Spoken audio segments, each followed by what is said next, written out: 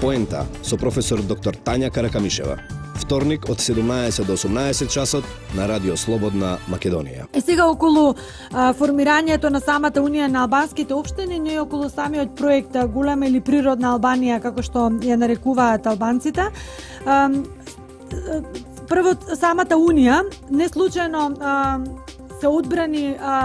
општините во Унијата кои што ги раководат албанци, и тоа пред се Тирана, Тетово, Приштина, Прешево и Улцин. Наводно се работи за случајно одбрани градови, нели, но се работи уствари за клучни градови околу кои што се маркира целата целина на проектот. И се едноставно се започнува или се финализира оној процес кој што е поврзан со незапирливото соединување на сите албанци во една држава, како што на времето зборуваше Сали Бериша, но и во 2010 година Куча Дане зборуваше за тој незапирлив процес, дека на прак е формирање на нова албанска држава која ќе ги опфаќа териториите каде што живеат албанци. Денес очигледно овие зборови веќе не се само зборови, туку добиваат и видлива конкретизација. Сега, што е проектот Голема Албанија, што тој значи како проект и зошто тој е важен за албанската кауза? Станува збор за политички концепт кој има за цел да ги обедини сите етнички албанци и територии каде што живеат албанците или наводно некогаш живееле во еден национален ентитет. Значи создавање на една голема национална творба албанска која што ќе ја создаде големата албанска држава. Со признавањето на Република Косово како независна држава се започна една од клучните фази на овој проект, кој албанците главно го нарекуваат етничка Албанија, природна Албанија, голема Албанија. Заедно со територијата на постојната држава Република Албанија, проектот Голема Албанија ги опфаќа и териториите на неколку соседни држави, вклучително и дел од Република Македонија. Тука се вклучени и териториите на Република Косово, потоа териториите на Прешевската долина во јужниот дел на Република Србија, посебно општините Прешево, Бојановац и дел од Медвеѓа, како и српскиот дел од Санџак, историски познат како Новопазарски Санџак, но и делот кој што се поврзува со Топличката област. Во проектот Голема Албанија влегуваат и териториите од Јужна и Источна Црна Гора со градовите Улцин, Подгорица, како и делови од општините Плав и Рожае, а тука влегуваат и териториите од северозападна Грција, грчките регионални области Теспротија и Превеза, наречени од албанците како Чемерија, и секако дел од териториите на Западна Македонија, во кој што знаеме дека влегува и главниот град Скопје. Обединувањето на поголема површина во една територија под албанска власт, како што знаеме, беше покрената уште со Призранската лига, организација од 19 век, која имаше за цел да ги обедини албанските населени подрачја и други региони во еден автономен албански вилает во склоп на Отоманската империја. Но концептот на Голема Албанија во границите од 1913 година беше единствено имплементиран де факто и де јуре под италијанска и нацистичко-германска окупација на Балканот во текот на Втората светска војна.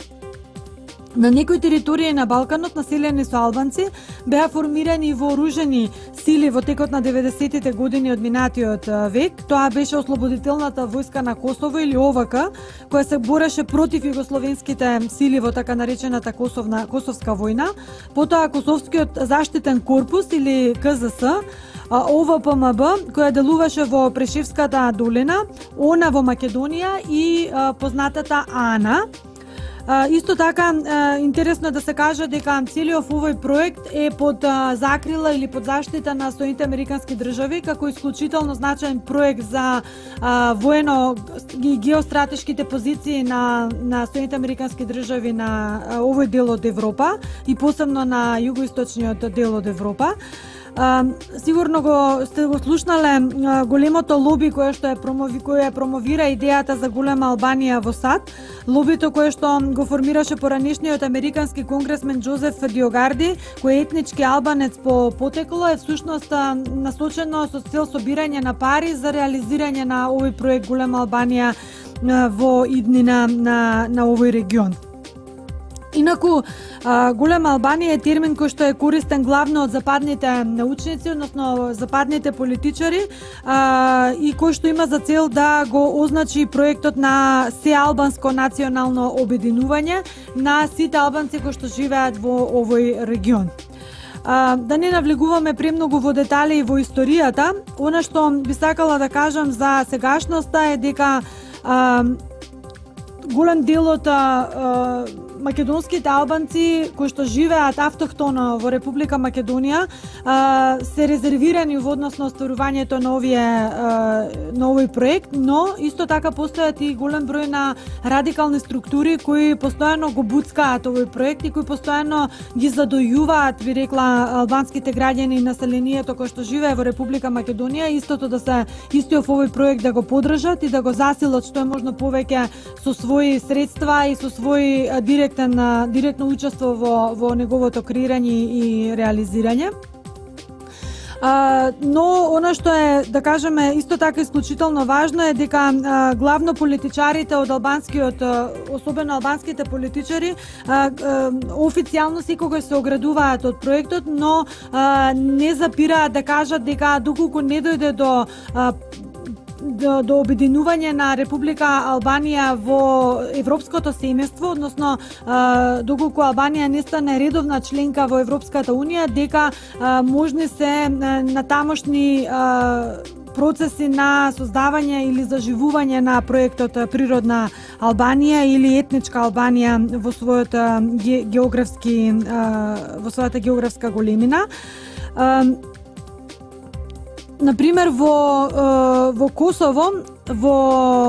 на еден референдум за формирање на поголема унија со Албанија,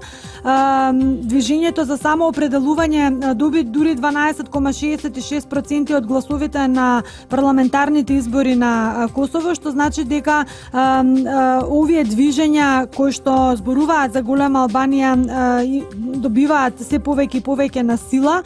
Исто така и во 2012 година во Албанија националистичката црвено-црна алијанса, која што беше формирана како политичка партија во Албанија, доби исто така сериозни гласови на парламентарните избори во Албанија, што значи дека оваа екстремистичка и националистичка партија, нели онаа партија која што беше виновна за фрлањето на јајца кон автомобилот на македонскиот премиер Никола Груевски кога тој ја посети Албанија за време на празнување 100 години албанска државност, токму таа партија доби, би рекла, големи симпатии во Албанија и на некој начин ги разгори чувствата кај албанците во регионот дека е можно да се забрза процесот на голема Албанија во новие простори. Но од друга страна, како што кажав, албанските политичари се повеќе се оградуваат од тој проект. Например, Еди Рама во Берлин, кога се зборуваше на тема проширување на Европска унија, не испушти да каже дека